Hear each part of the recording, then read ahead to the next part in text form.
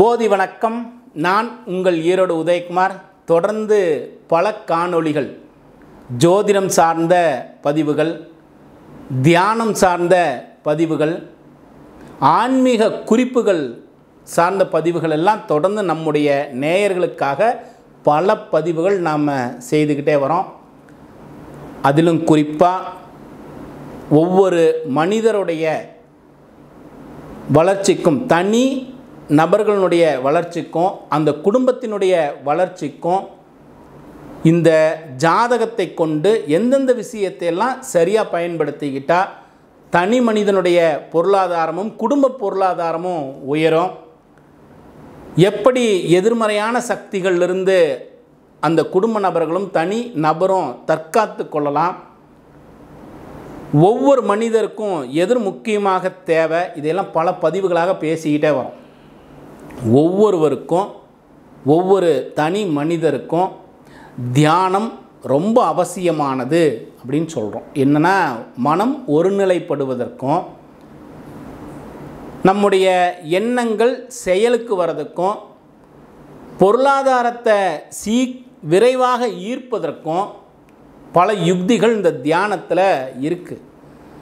இதை சரியாக பயன்படுத்திக்கணும். அப்போது எல்லோருக்கும் ஒரே வகையான தியானங்கிறது பொருந்துதா? தியானம் செய்தால் பொருள் ஈர்க்க முடியும், தியானம் செய்தால் உள் உணர்வு அதிகமாகும், மனம் ஒருநிலைப்படும், தியானம் செய்தால் பல புதிய விஷயங்களை உருவாக்கக்கூடிய ஆற்றல் நமக்கு கிடைக்கும், எல்லாம் கிடைக்கும். ஆனால் எந்த வகையான தியானம் நமக்கு ஒரு வளர்ச்சியை கொடுக்குங்கிறது வேணும் இல்லையா? எல்லோருக்கும் ஒரே வகையான தியானங்கிறது பொருந்துமா? எல்லோருடைய உணவும் ஒரே போல் இருக்கா? எல்லோருடைய குடும்ப சூழ்நிலையும் ஒரே மாதிரி இருக்கா? எல்லோருடைய உடலும் ஒரே அமைப்பில் இருக்கா? எல்லோருக்கும் வேறு வேறு உடல்வாக இருக்குது, வேறு வேறு குடும்ப சூழ்நிலைகள் இருக்குது, பொருளாதார சூழ்நிலை வேறையாக இருக்குது. அப்போது அந்த தியான யுக்தி ஒவ்வொருவருக்கும் தனித்தனியாக ஒரு தியான யுக்தியை தேர்ந்தெடுத்துக்கிட்டாங்கன்னா அடையக்கூடிய இலக்கை விரைவாக அடைய முடியும். நமக்கு எது இந்த தியானத்தின் மூலமாக பெற நினைக்கிறோமோ, இந்த தியானம் வலுவாக இருந்தால் தான் அந்த விஷயத்தை பெற முடியும்னா, தியானம் வலுவாக சிறப்பாக அதுவாக நிகழக்கூடிய சூழ்நிலைக்கு என்னென்ன விஷயங்கள் நமக்கு தேவை, எந்த யுக்தியை பயன்படுத்தினா நமக்கு ஒரு முன்னேற்றம் இருக்கும், தியானத்தில் விரைவாக பலனை அடைய முடியுங்கிறதெல்லாம் பல யுக்திகள் இருக்குது. ஒவ்வொருவருடைய தனி மனிதருடைய ஜாதகத்தை கொண்டு எந்த யுக்தி அவருக்கு தியானத்தில் முழுமையான பலனை கொடுக்கும் அப்படிங்கிறத தெரிஞ்சுக்க முடியும். எல்லோருக்கும் ஒரே வகையான யுக்தி இல்லைனாலும் அவர்களுடைய ஜாதகத்தை கொண்டு அவருக்கு எது போன்ற தியான பயிற்சி சித்தியாகும், எதை செய்தால் விரைவாக பலன் கொடுக்குங்கிறதெல்லாம் நிறைய இருக்குது. இதை பல குறிப்புகளாக நாம் பேசிக்கிட்டே வரோம், பல குறிப்புகள் பேசிக்கிட்டே வரோம். இதில் இப்போ தியானம் செய்யணும், அடிப்படையான சில விஷயங்கள் வேணும் இல்லையா? அடிப்படையாக நமக்குன்னு ஒரு சில விஷயங்கள் வேணும். இந்த தியானம் சிறப்பாக அமையணும்னா இந்த உடல் திடமாக இருக்க வேண்டும். அப்போ இந்த உடலுக்கு உண்டான பயிற்சிகள் தினமும் செய்ய வேண்டியது அவசியம். நாம் செய்யக்கூடியது தியானம் தானே. தியானத்திற்கு கம்முன்னு கண்ணை மூடி உட்காருந்தா போதுமே. இந்த உட்காரணுன்னா உடல் என்னாகணும்? ஒரு பலமானதாக இருக்கணும். இந்த உடல் ஆடாமல் அசையாமல் ஒரு இடத்துல உட்காரணுன்னா உடலுக்குண்டான பயிற்சிகள் சரியானதாக இருக்கணும். அதே போல் கண்களை மூடி அமர்ந்தவுடன் மனம் என்ன செய்யும்? ஓட ஆரம்பிச்சிடும். மனம் ஓடிக்கிட்டே இருக்கும், ஒரு நிலைப்படாது. அப்போது சுவாச பயிற்சி பயன்படும். ஆரம்பத்தில் பயிற்சி செய்யக்கூடிய தியானத்தை பயிற்சியாக செய்யக்கூடியவர்களுக்கெல்லாம் இந்த தேகத்தை முதல்ல வலிமையாக வச்சுக்கணும். சின்ன சின்ன சுவாச பயிற்சிகளையாவது அவங்க பழகிக்கிட்டே வரணும்.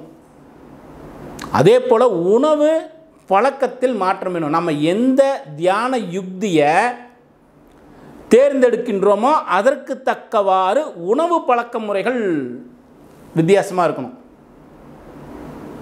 கண்களை மூடி அந்த இறையை நினைத்து, இறை சக்தியை நினைத்து தியானம் செய்கிறோம், தவம் செய்கின்றோம் என்றால் அதற்குண்டான சூழ்நிலைகளை நாம் முதல்ல உருவாக்கிக்கணும்.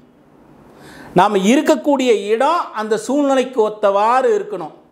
இதனால தான் நிறைய கோவில்களுக்கெல்லாம் நம்ம போகிறோம். கோவில் எல்லாம் போய் என்ன செய்கிறோம்? இறைவனை வழிபாடு செய்துவிட்டு அந்த சுற்றி வரக்கூடிய இடத்துல ஏதாவது ஒரு இடத்துல போய் ஒரு 10 நிமிடங்கள்லேருந்து 15 நிமிடங்கள் வரைக்கும் என்ன செய்கிறோம்? கண்களை மூடி அமைதியாக உட்காந்துருக்கோம். அந்த சூழ்நிலை நமக்கு என்ன செய்யும்? முதல்ல மனம் ஒருநிலைப்படுத்தும், நம்முடைய எண்ணங்களை ஒரு நிலை கொண்டுட்டு வர முடியும். நாம் எதை இந்த இறை சக்தியிடமும் இறைவனிடமும் கேட்கின்றோமோ அது விரைவாக நடக்கக்கூடியதாக இருக்கும். அதற்கும் இந்த தியானம் முக்கியம்தான். இப்போ எதெல்லாம் ஆரம்ப நிலையில் இருக்கக்கூடிய தியான பயிற்சியாளர்களுக்கு தேவைன்னா, நல்ல உடல் பயிற்சி வேணும், உணவு பழக்கம் நம்மளுடைய தியானத்திற்கு தக்கவாறு இருக்கணும், சின்ன சின்ன அளவுலையாவது சுவாச பயிற்சிகளை சிறிது சிறிதாக செய்து பழகிக்கிட்டே வரணும். இருக்கக்கூடிய சூழ்நிலைகள் நமக்கு சாதகமானதாக இருக்கணும். அப்படி இருக்கக்கூடிய இடத்துல என்னுடைய வீட்டில் எனக்கு அந்த மாதிரி சூழ்நிலைகள்லாம் அமைக்க முடியலைன்னா ஒரு பக்கத்தில் இருக்கக்கூடிய கோவிலில் சுவாமியை வழிபாடு பண்ணிட்டு சுற்றி வரக்கூடிய இடத்துல ஏதோ ஒரு இடத்துல ஒரு 10 நிமிடங்களாவது அமைதியாக அமர்ந்து தியானம் செய்யக்கூடிய தன்மையை நம்ம வளர்த்துக்கணும். தொடர்ந்து பயிற்சி செய்யணும், அதுவும் முக்கியம். தொடர் பயிற்சி வேணும். 2 நாள் செய்துட்டேங்க, 1 மாதம் செய்துட்டேன், எனக்கு மாறல, அதெல்லாம் இல்லை. இந்த ஜாதகத்தை கொண்டு ஒரு யுக்தியை தேர்ந்தெடுத்துட்டோம்னா அந்த யுக்தியை தொடர்ந்து பயிற்சி செய்ய வேண்டியது ரொம்ப ரொம்ப அவசியம். ஆரம்ப நிலையில் இருக்கக்கூடிய தியானத்தை பயிற்சி செய்யக்கூடியவர்களுக்கு கொஞ்சம் சிரமமாக தெரியும். தொடர்ந்து பயிற்சி செய்துக்கிட்டே இருந்தீங்கன்னா நீங்களாக என்ன செய்திருவீங்க? பயிற்சியை, தியானத்தை நிறுத்த மாட்டீங்க. தொடர்ந்து நீங்களாகவே செய்ய ஆரம்பிச்சிருவீங்க. அதற்கு உண்டான சூழ்நிலைகள் அமையும். இப்போது ஒரு ஜாதகத்தை வைத்து கொண்டு இந்த பொருளாதார தேவைக்காக இந்த தியானத்தை செய்கிறோமா? எந்தெந்த விஷயத்திற்கு ஒரு வாகனம் வாங்கணும் அப்படின்னு மட்டுமே நினச்சிட்டு இருக்கிறோமா? இல்லை எனக்கு மிகப்பெரிய நான் பணக்காரன் ஆகணும், கோடிக்கணக்கான பொருள் என்னிடம் சேரணும், இந்த மாதிரி எண்ணத்தோடு எதற்காக வேண்டுமானாலும் இந்த தியானத்தை பண்ணலாம். ஆனால் இந்த தியானம் உங்களை ஒரு நிலைக்கு, உயர்ந்த நிலைக்கு அழைத்து செல்லும். நீங்கள் உள்ளே வருவது தான் எனக்கு ஒரு நல்ல வேலை கிடைக்கணும், என்னுடைய தொழில் சிறப்பாக அமையணும், என்னுடைய பொருளாதாரம் உயர்ந்து வரணும், இப்படி பல சிந்தனைகளோடு தியானத்தை பயிற்சி செய்கிறதுக்கு வரும்போது தான் இந்த மாதிரி வருவாங்க. பயிற்சி பலன் கொடுக்க இந்த தியானம் உங்களை இன்னும் உயர்ந்த நிலைக்கு, அந்த பேரின்ப நிலைக்கு அழைத்து செல்வதை நீங்களாகவே உணர முடியும். அப்போ ஜாதகத்தை இந்த இடத்துலையும் பயன்படுத்திக்கலாம் இல்லையா? உயர்ந்த நிலைக்கும் அந்த இறை சக்தியோடு கலப்பதற்கும் இந்த தியானம் அவசியம். எந்த யுக்தி உங்களுக்கு அந்த இறை நிலையோடு இணைவதற்கும் அந்த இறை சக்தியை நீங்கள் உணர்வதற்கும் எந்த யுக்தி உங்களுக்கு சரியானதாக இருக்குங்கிறத இந்த ஜாதகத்தை வச்சுட்டு சரியாக பொருத்திக்கலாம். அப்போ ஒவ்வொரு நாளும் பயிற்சி. ஆரம்ப நிலையில் இருக்கிறவங்களுக்கு நான் சொல்லியிருக்கக்கூடிய விஷயங்களை தொடர்ந்து பின்பற்றி கொண்டே வந்தீங்கன்னா நிச்சயம் பலன் கொடுக்கும். யாருக்காவது உங்களுடைய ஜாதகத்திற்கு எது போன்ற தியான யுக்தி பயன் கொடுக்கும்னு தெரியல அப்படின்னா என்னை தொடர்பு கொள்ளுங்கள். நிச்சயம் உங்களுக்கு உதவி செய்யக்கூடிய எண்ணம் எனக்கு இருக்குது. சரி, நம்மளுடைய போதி வித்யாலயத்தில், போதி மையத்தில் படிக்கக்கூடிய மாணவர்கள், அதாவது ஜோதிடத்தை அடிப்படையிலிருந்து உயர்நிலை வரைக்கும் கேரள சோழி பிரசன்னம் வரைக்கும் படிக்கக்கூடிய மாணவர்களுக்கு இந்த தியானத்தையும் தியான பயிற்சிகளையும் சேர்த்து பயிற்சி கொடுத்துக்கிட்டே வரோம். சுவாசகதின்னு ஒன்று இருக்குது. என்னென்னா, எதற்காக மாணவர்களுக்கு தியானம், மாணவர்களுக்கு இந்த சுவாச பயிற்சின்னா, பிரசன்னம் பார்க்கும் பொழுதெல்லாம் நம்மளுடைய சுவாசத்தை வச்சுட்டே பலன் சொல்ல முடியும்னு இருக்குது. நம்மளுடைய சுவாசம் எப்படி இருக்குது, எந்த நாடியில் இருக்குது, இதை வைத்து கொண்டு வரக்கூடிய நபர்களுக்கு பலன் சொல்ல முடியும், இப்படி இருக்குது. அப்போ சுவாச பயிற்சியும் அவசியம். மனம் ஒருநிலைப்பட்டால்தான் துல்லியமான பலன்களை சொல்ல முடியும். அந்த இறை ஆற்றல், இறை சக்தி நம்முள் இந்த விஷயத்தை வெளியில் சொல்ல வைக்கிறதுக்கு, வரக்கூடிய நபர்களுக்கு பலன் சொல்ல வைப்பதற்கு அந்த இறை ஆற்றல், இறை சக்தி இந்த தியானத்தின் மூலமாக உள்ள வருகின்ற பொழுது பலன்களை இன்னும் துல்லியமாக சொல்ல முடியும். அதற்காக தான் நம்ம போதி மையத்தில் படிக்கக்கூடிய மாணவர்களுக்கு தியானம், சுவாச பயிற்சி, இந்த கேரள சோழி பிரசன்னம் போன்ற பாடத்திட்டங்களோடு பல விஷயங்கள் தொடர்ந்து கொடுத்துக்கிட்டே வரோம். விருப்பம் இருக்கக்கூடிய நபர்கள் என்னோடு தொடர்பு கொள்ளுங்கள். கேரள சோழி பிரசன்னம் 3 நாள் வகுப்புகளாக நேரடியாகவும் எடுக்கிறோம். விருப்பம் இருக்கிறவங்க தொடர்பு கொள்ளலாம் எங்களோட. சரி,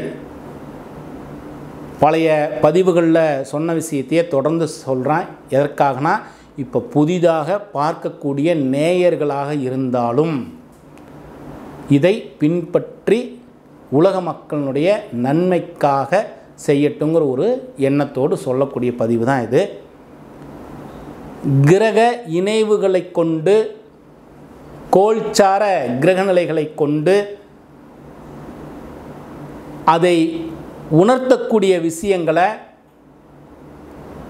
நாம் பேசிக்கிட்டே வரோம். உலக மக்களுடைய நன்மைக்காக இந்த கிரக இணைவுகள்லாம் நமக்கு என்ன காட்டி கொடுக்குது? இயற்கை சீற்றத்தால் பாதிப்பு, அதே போல போர் அபாயங்கள், நிலநடுக்கம், தீ விபத்து, மக்களிடையே ஒரு இணக்கமில்லாத சூழ்நிலை, இதெல்லாம் ஏற்படுகின்றத நாம் சில கிரகங்களுடைய இணைவு நமக்கு குறிப்பு காட்டுது. நம்ம அதை பற்றி பேசிகிட்டே வரோம். நமக்காக நாம் ஒவ்வொரு நாளும் தியானம் செய்கின்ற பொழுது, தவம் செய்கின்ற பொழுது, இறைவனை வழிபாடு செய்கின்ற பொழுது, பிரார்த்தனை செய்கின்ற பொழுது எப்படி நமக்காக என்னுடைய ஆயுள் தீர்க்கமாகட்டும், என்னுடைய தேகம் ஆரோக்கியமாகட்டும், என்னுடைய பொருளாதார நிலை உயரட்டும், என்னுடைய தொழில் அபிவிருத்தியாகட்டும், என்னுடைய குடும்ப நபர்களுடைய தேக ஆரோக்கியமும் தீர்க்க ஆயுளும் கிடைக்கட்டும்னு வேண்டிக்கிறோம் இல்லையா? இதே போல் ஒவ்வொருவரும் ஒரு நிமிடமாவது இந்த உலக மக்களுடைய நன்மைக்காக ஒரே ஒரு நிமிடம், இந்த இயற்கை சீற்றத்தால் ஏற்படக்கூடிய ஆபத்துக்கள் எதுவும் நிகழாது, போர் அபாயங்கள் ஏற்படாது, இந்த உலக மக்கள் நன்றாக எல்லோரும் நன்றாக இருக்கணுங்கிற எண்ணத்தோடு ஒரு நிமிடம் அவர்களுடைய நம்பிக்கைக்கு ஏற்றவாறு தியானமோ வழிபாடோ செய்யுங்க. ஏதோ ஒரு மூலையில் யாருக்கோ தானே நடக்குதுன்னு நினைக்க வேண்டாம். அங்கே நடக்கக்கூடிய பாதிப்புகள் எல்லோருக்கும் பாதிப்பு தான். ஆகையினால் உலக மக்களுடைய நன்மைக்காக ஒரே ஒரு நிமிடம் உங்களுக்காக பிரார்த்தனை செய்கின்ற பொழுது உங்களுடைய நம்பிக்கைக்கு தக்கவாறு உலக மக்களுடைய நன்மையையும் சேர்த்து வேண்டிக்குங்க. நல்லது நடக்கட்டும். உங்களோடு சேர்ந்து நானும் ஒரு நிமிடம் பிரார்த்தனை செய்து கொள்கின்றேன். தொடர்ந்து இன்னும் பல பதிவுகளில் நாம் சந்திப்போம். போதி வணக்கம்.